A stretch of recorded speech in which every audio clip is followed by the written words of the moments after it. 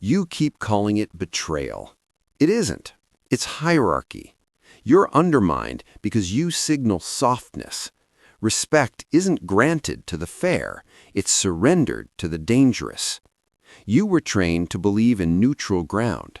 Work hard, be consistent, be reasonable, let your results speak. That philosophy works only in environments where power is irrelevant. You do not live in that environment. Every room you enter operates on invisible hierarchies, not declared, not voted on, not fair. Hierarchies emerge instantly. Humans scan for dominance the way predators scan for injury.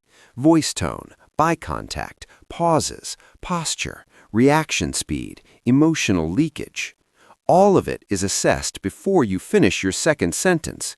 You think you're being evaluated on competence. You're being evaluated on threat level. Competence without threat is utility. Utility is used. Used men are replaceable. The modern lie is that professionalism protects you. It doesn't.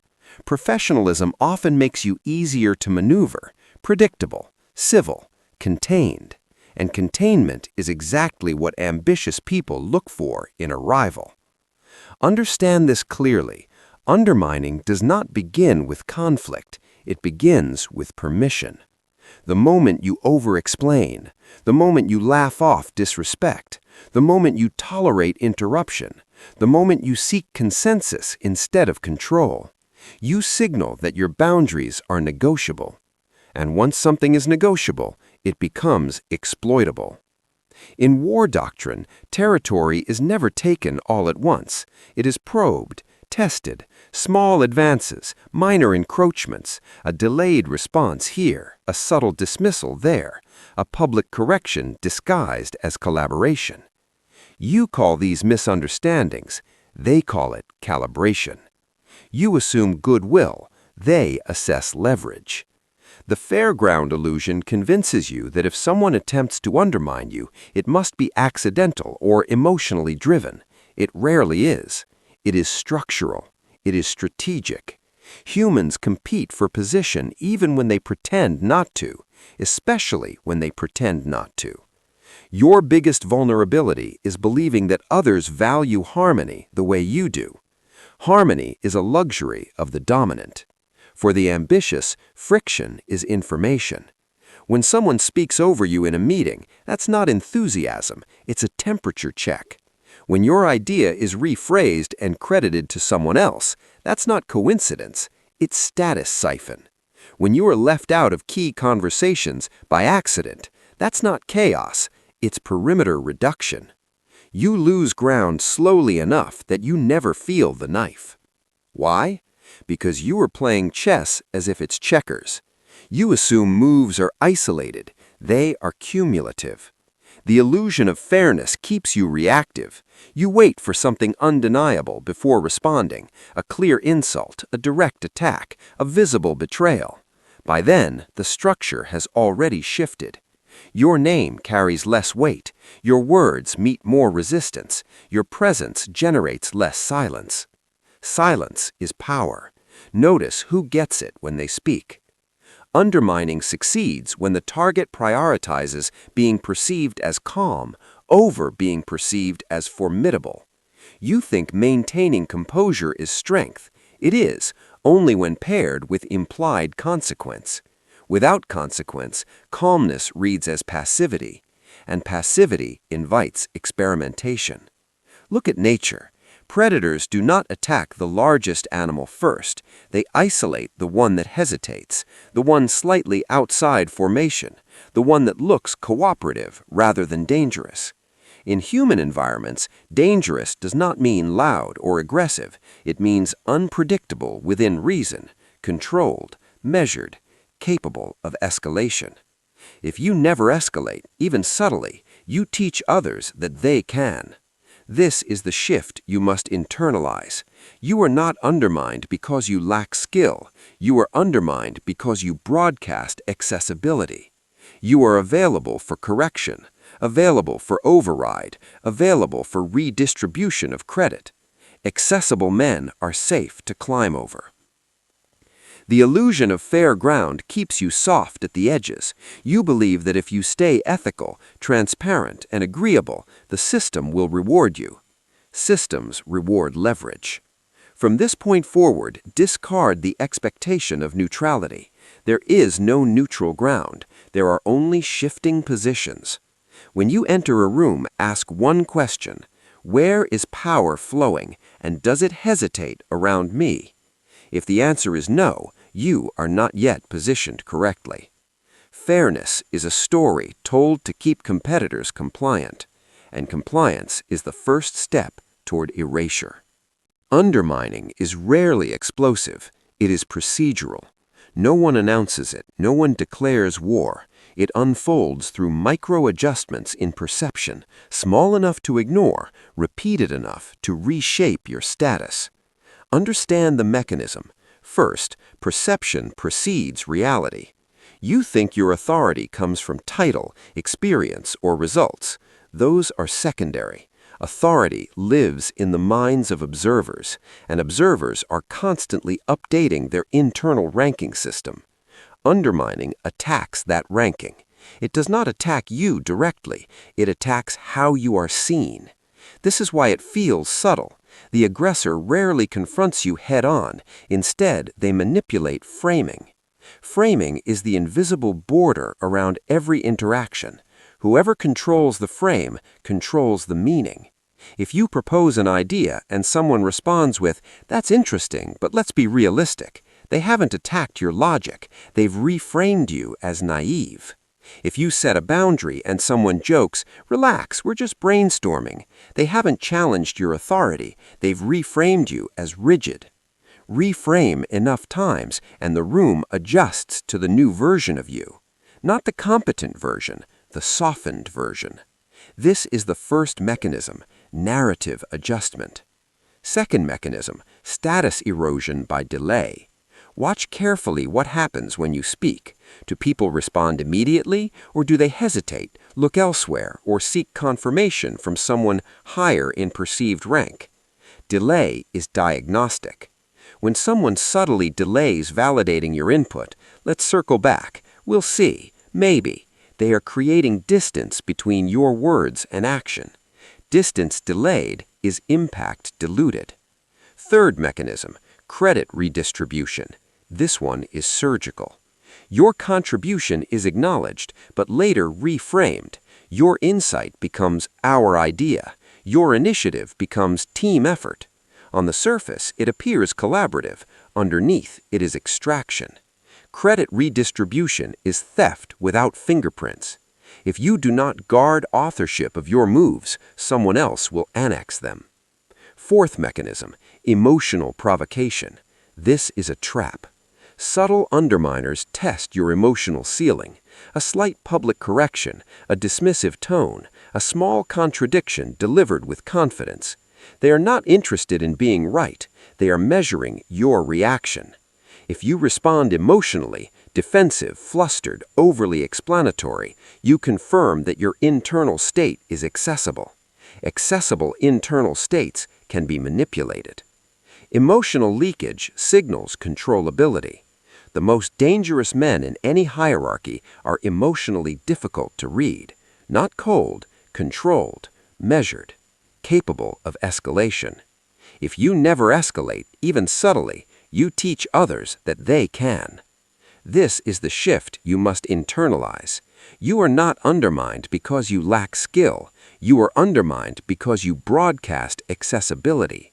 You are available for correction, available for override, available for redistribution of credit.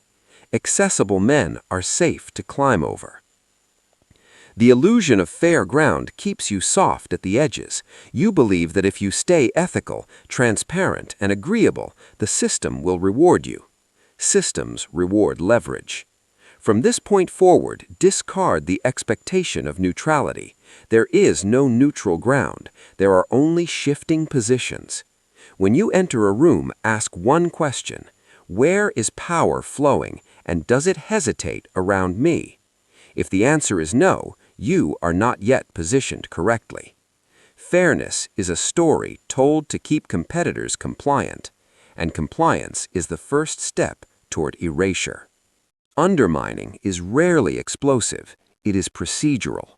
No one announces it. No one declares war. It unfolds through micro-adjustments in perception, small enough to ignore, repeated enough to reshape your status.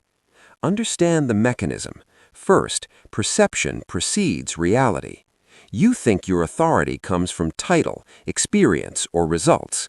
Those are secondary. Authority lives in the minds of observers, and observers are constantly updating their internal ranking system. Undermining attacks that ranking. It does not attack you directly, it attacks how you are seen. This is why it feels subtle. The aggressor rarely confronts you head-on. Instead, they manipulate framing. Framing is the invisible border. You don't stop undermining by defending yourself. You stop it by altering the conditions that make it possible. These are the 9 brutal codes, not moral guidelines, strategic corrections. Each one seals a leak that invites erosion. Code 1. Be unreadable in intention. Predictable men are manageable men. If your reactions, alliances, and future moves are obvious, others will calculate around you. Reveal less than you know. Signal less than you plan. When your trajectory cannot be mapped, interference becomes risky. Uncertainty creates caution. Code 2. Speak last, strike first. The first to speak exposes position. The last to speak controls conclusion. Let others reveal their assumptions, biases, and strategies. Then compress your response into something precise and decisive. In discussion, silence is reconnaissance. Observation precedes dominance. Code 3. Guard your name relentlessly. Reputation is territory. Once someone reframes you publicly, correct it immediately, calmly, directly, without apology. Delay invites reinterpretation. Your name must not be negotiable. Even minor distortions compound. A distorted identity becomes a diminished one. Code 4. Control the emotional climate. Never allow others to dictate your internal temperature.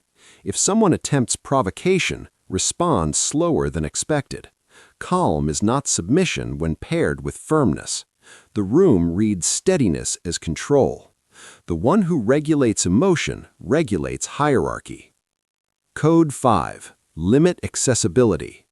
Overexposure breeds familiarity. Familiarity breeds casualness.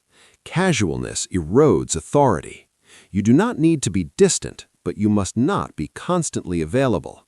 Scarcity increases perceived value. Code 6. Publicly anchor contributions. When you present an idea, frame it clearly as yours without arrogance. My proposal is, not maybe we could. Language shapes ownership. Vague phrasing dissolves authorship. If you do not claim your move, someone else will. Code 7. Escalate once, early. The first boundary violation is the most important. Address it immediately and proportionately. Not with aggression, with clarity. A single early correction prevents 10 future encroachments. Unchecked behavior becomes precedent. Code 8. Build strategic alliances, not friendships. Friendship seeks comfort. Alliances seek alignment. Identify who benefits when you rise and reinforce those channels. Undermining thrives in isolation. Alignment neutralizes silent attacks. Power respects coalition. Code 9. Withdraw attention as punishment. Attention is currency. If someone repeatedly tests or reframes you, reduce engagement. No hostility, no drama, just strategic distance. Most subtle aggressors feed on reaction. Starve the behavior and it weakens. These codes are not about aggression, they are about sovereignty. You have been operating as if fairness ensures survival. These codes assume competition is constant. They harden the perimeter. Understand this clearly. People undermine where there is low resistance and high reward.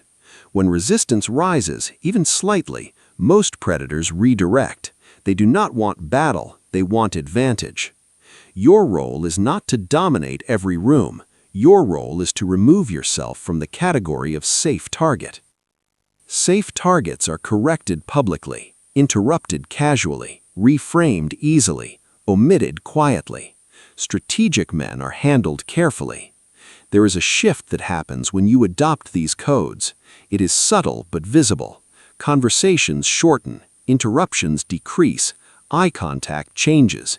People test you once and recalibrate. You don't become louder, you become heavier. Weight changes physics, physics changes behavior. From this point forward, stop asking, why are they doing this to me?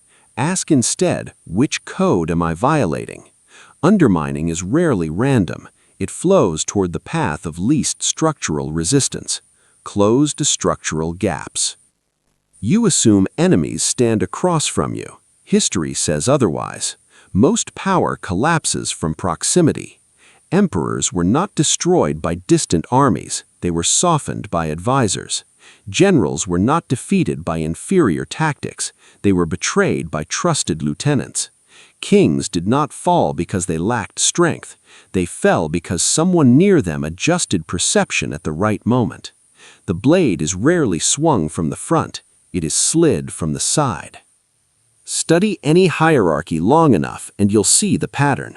Undermining begins with access. Access creates familiarity. Familiarity reduces perceived threat. Reduced threat invites ambition. Ambition next to power is unstable. Humans do not attack what they fear losing. They attack what they believe they can replace. This is the predator's pattern. First, they observe. They watch how you respond to contradiction. They measure how quickly you defend your ground. They test your tolerance for minor disrespect. They catalog your alliances. They assess who defers to you and who hesitates. You think these moments are insignificant. They are data collection. Second, they normalize encroachment. A slight joke at your expense, a public correction framed as a clarification, a strategic omission from a conversation. Nothing dramatic, just enough to see if there is consequence. If there is none, the pattern escalates. Third, they redirect perception. They never say, he's weak. They say, he's capable, but. They never say, he shouldn't lead. They say, maybe we need someone more assertive for this phase. Language is anesthetic. It dulls resistance. By the time the room adjusts its perception, the aggressor appears reasonable, concerned, practical. You appear defensive if you push back. This is why proximity is dangerous. The closer someone stands to your position, the easier it is for them to reshape it. Look at corporate hierarchies. The quiet operator who controls scheduling, information flow, or introductions often shapes more power than the visible leader. Control the gates and you control momentum. Look at political systems. The advisor who frames decisions often influences outcomes more than the decision-maker himself. Look at social groups. The person who interprets your behavior to others shapes your reputation in rooms you never enter. The predator's pattern relies on three human truths. Humans prefer alignment with rising power. Humans avoid confrontation with confident domination. Humans rationalize opportunism as necessity. When your dominance appears uncertain, opportunists reposition. And here is the uncomfortable reality. Many of the men who were undermined were not incompetent. They were approachable. They prioritized collaboration over command. They sought approval from those who should have sought it from them. They believed competence would shield them from ambition. Ambition does not respect competence. It respects leverage. In nature, predators isolate before they attack. They separate one animal from the herd. They create distance between support structures. In human hierarchies, isolation is psychological. Your ideas are second-guessed. Your tone is described as intense. Your authority is described as risky. Your authority is described as temporary. Nothing overt, everything cumulative. and you are expected to remain calm, cooperative, understanding. This is where most men fail. They continue performing reliability while someone else performs strategic advancement. You must understand, undermining is rarely emotional. It is evolutionary. Status determines access to resources, money, influence, mating opportunities, security. The drive to rise is ancient. If you hold a position without reinforcing it, someone will test it. History is not a story of good men losing to evil men. It is a story of men who misread proximity. The ones who survived were not paranoid. They were precise. They rotated allies. They controlled information flow. They corrected minor challenges immediately. They never allowed narrative drift. They understood that dominance is not established once. It is maintained daily. The predator's pattern is simple. Observe, test, reframe, isolate, replace. If you do not interrupt the pattern early, you will experience the final stage quietly. You won't be attacked, you'll be bypassed. Your input will be optional, your authority symbolic, your presence tolerated, not required. And once you become optional, removal is administrative. This is why subtlety matters more than strength. By the time aggression becomes visible, the structural shift is complete. From this point forward, assume proximity equals potential competition, not with paranoia, but with clarity. Trust is not eliminated, it is monitored. Watch for pattern repetition, watch for narrative adjustments, watch for who benefits when your influence decreases. You don't counter undermining with emotion. You counter it with architecture. Up to this point, you've been reacting inside other people's frames, defending yourself, clarifying intentions, explaining decisions. That is defensive warfare. Now you reverse it. You control the frame, or you operate inside someone else's. Frame control begins with one principle: define reality before others do. If you enter a meeting and wait to see where the conversation goes, you have already surrendered positioning. Whoever sets the agenda sets the battlefield. Whoever names the objective defines what counts as success. Start earlier.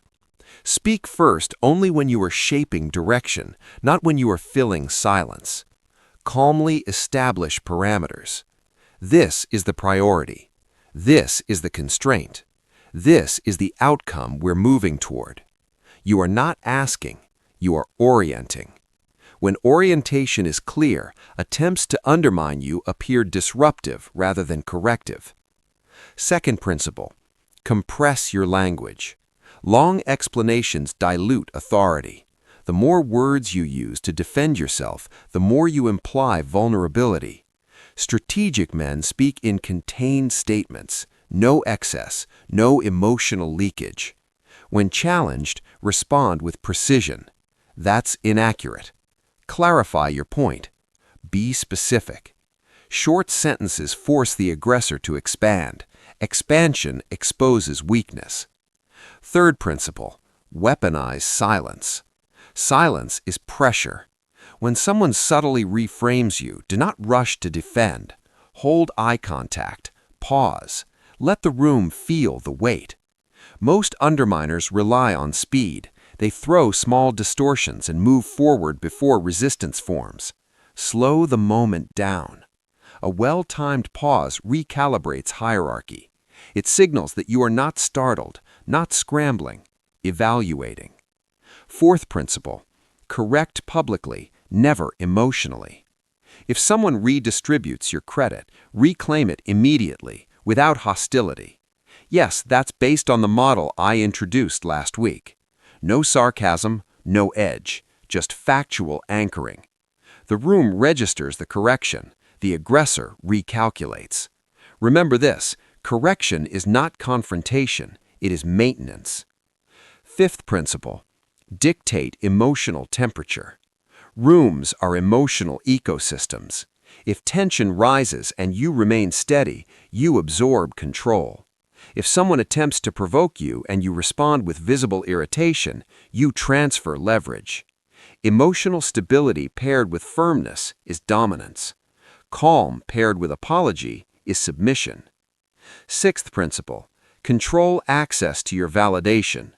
Many men undermine because they crave recognition. They want your reaction, your irritation, your acknowledgement. Reduce it. Reward alignment. Ignore noise. If someone contributes meaningfully, reinforce it. If someone attempts subtle sabotage, do not engage beyond necessary correction. Attention is oxygen, allocated deliberately. Seventh principle, strategic unpredictability. Do not become formulaic. If you always respond the same way, others adapt. Occasionally escalate more sharply than expected. Occasionally disengage entirely. Occasionally redirect the conversation to a higher strategic layer. Unpredictability increases perceived strength, but never become chaotic. Controlled unpredictability, not emotional volatility. Eighth principle, elevate the standard above personalities.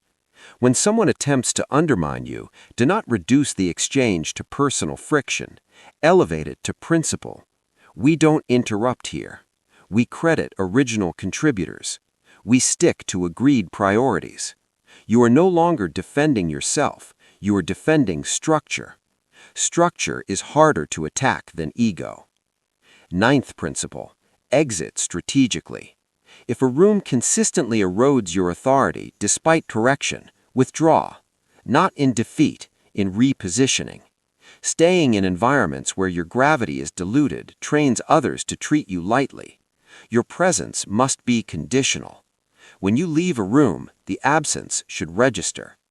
This is the reversal. You stop asking for respect. You create friction for disrespect.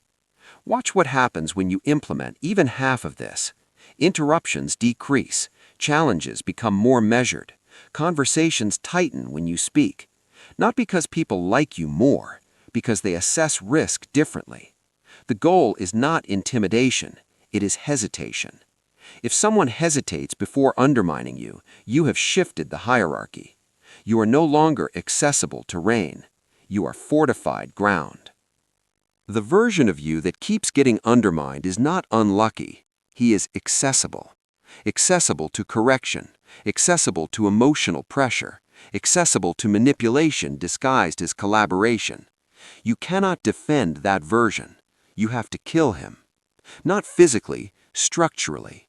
The approachable version of you was built for belonging. He seeks smooth interactions. He over-explains to avoid misunderstanding. He softens directives so others feel comfortable. He tolerates small disrespect to maintain good energy. He confuses likability with security. Likability is volatile. It rises and falls with mood, politics, and trends. Authority does not. Authority is stable because it is not begging to be validated. This is the identity death required. You must stop optimizing for approval and start optimizing for position.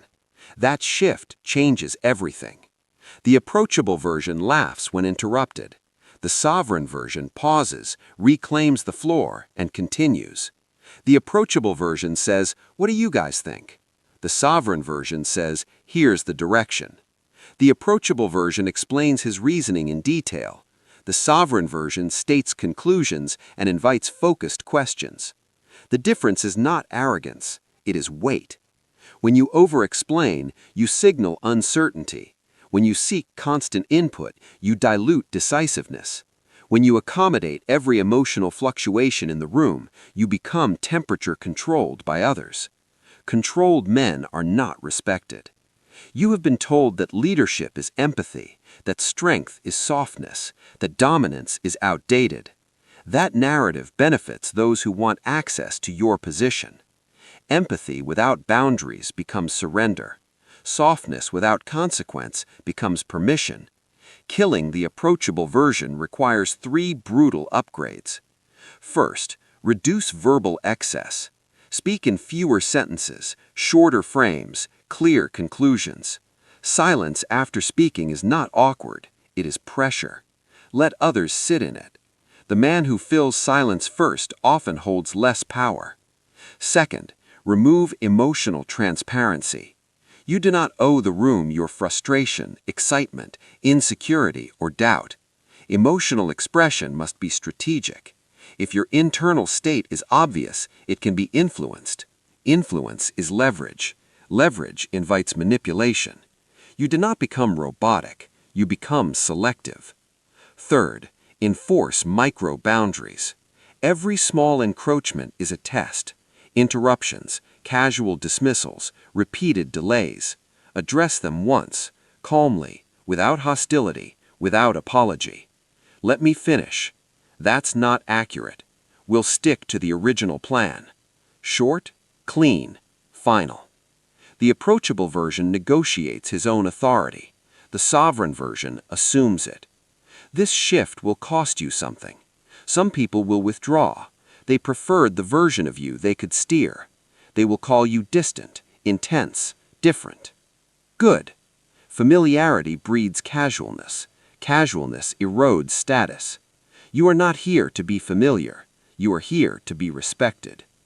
Understand this. When you stop performing accessibility, the room recalibrates. Conversations tighten. Jokes decrease. Eye contact stabilizes. People test once, maybe twice, then adjust. Hierarchy responds to pressure. And here is the final truth. Identity death feels uncomfortable because you are shedding a survival strategy from childhood. Many men learned that being agreeable reduced conflict, that being useful ensured acceptance, that being emotionally available secured connection. That strategy kept you safe in smaller systems. It weakens you in competitive ones. You are not becoming cruel. You are becoming difficult to move. There is a difference. The approachable version of you wanted to be included. The sovereign version does not require inclusion. He shapes the environment or exits it. And when a man becomes willing to exit, he becomes harder to undermine, because leverage disappears when dependency disappears. From this point forward, stop asking how to be understood. Ask how to be immovable. You want immunity from undermining. Immunity has a cost. Once you adopt these codes, something changes in how people experience you. Conversations become shorter. Smiles become tighter. Fewer people feel entitled to your time. Some will say you've changed. You have. And they feel the loss of access. Power removes comfort.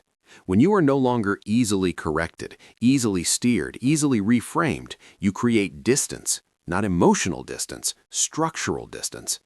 That distance protects you, but it also isolates you. Understand this clearly. When you become harder to undermine, you also become harder to approach casually. The room will treat you with more caution. Caution is respect's older brother. Respect without caution is fragile. Caution without hatred is ideal. But you must accept that warmth will decrease in some environments. The people who thrived on your accessibility will resent your recalibration.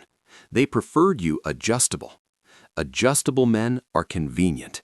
Immovable men are strategic obstacles, and obstacles are handled carefully. There is another price. You will see more than you want to. Once you understand the mechanics of undermining, you cannot unsee them. You'll detect the micro-pauses, the reframes, the subtle credit shifts, the alignment conversations happening at the edges. Ignorance is peaceful. Awareness is isolating. But awareness is power. You must also confront this. When you become sovereign, you will attract challenge, not because you are weak, but because you are visible. Visible men are tested. Testing is natural. It is how hierarchies recalibrate. Do not fear the test, fear the silent erosion. Loud conflict is survivable. It reveals positions. It clarifies alliances. Silent erosion destroys you without noise. This is why you cannot return to the approachable version of yourself when pressure increases. The moment you soften boundaries to keep peace, you reopen structural vulnerabilities. Peace without strength invites invasion. Strength without noise deters it. Your objective in 2026 is not domination, it is untouchability. Untouchable does not mean isolated from collaboration. It means your status is not casually adjusted. Your words are not easily reframed. Your presence changes the atmosphere rather than adapts to it. And here's the final warning. Once you stop being undermined, you will realize how many interactions were never neutral. You will see who recalibrates around you and who withdraws entirely. That information is valuable. Selection sharpens when you are no longer desperate for inclusion. The world does not reward the fair, it adjusts to the formidable. So decide, do you want to be liked in rooms where your authority is negotiable, or respected in rooms where your position is stable? You cannot maximize both. Comfort or control, accessibility or sovereignty, approval or gravity. Choose carefully. Because once you adopt these codes fully, you don't go back to being light. You become weight, and weight changes how the world moves around you.